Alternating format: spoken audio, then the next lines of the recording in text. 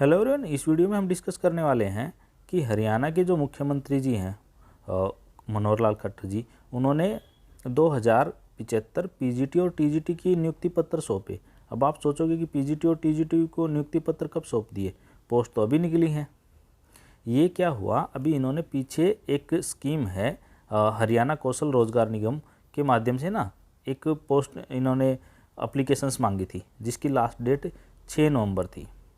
तो ये 6 नवंबर जो अभी गई है, वो उस 6 नवंबर को उन्होंने फॉर्म मांगे थे। फिर मेरिट के आधार पर उन टीचर्स को इन्होंने नियुक्ति पत्र गवर्नमेंट ने एक ही हाथ में सौंप दी, एक ही मतलब क्लिक पे, मतलब ऑनलाइन सबको अपॉइंटमेंट लेटर दे दी गवर्नमेंट ने। अब ये इनको ऐसी क्या अर्जेंसी आन पड़ी कि इन्होंने परमानेंट के भी निकाल दिए और टेम्परेरी भी निकाल रहे हैं।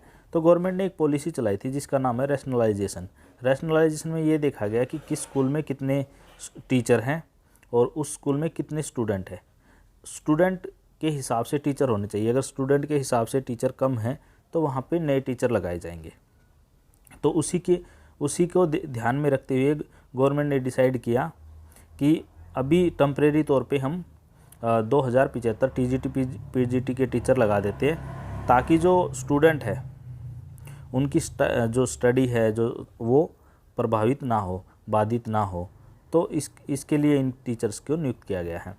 अब यहाँ पे एक बात ये है कि फिर अगर मान लो परमानेंट की टीचर की नियुक्ति हो जाती है तो उसके बाद इनका क्या होगा। एक पॉइंट ये आता है, अगर जो जिनकी यहाँ पे ज्वाइनिंग हुई है तो उसमें भी अगर परमानेंट की होने के बाद भी मेरे हिसाब से इन पे ज़्यादा कोई फ़र्क पड़ेगा नहीं, क्योंकि क्या होता है गवर्नमेंट डिपार्टमेंट में एक बार जिसका सिलेक्शन हो जाता है, चाहे गेस्ट हो या फिर एडहॉक हो या फिर किसी तरह से भी हो, तो उसको हटाना थोड़ा सा मुश्किल ही हो जाता है।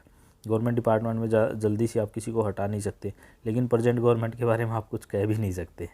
अब एक पॉइंट यहाँ पे ये आता है कि जैसे यहाँ पे टीजीटी पीजीटी की जो वैकेंसी निकली हैं इसके रैशनलाइजेशन के हिसाब से, क्या इस तरह से असिस्टेंट प्रोफेसर की भी वैकेंसी निकल सकती हैं?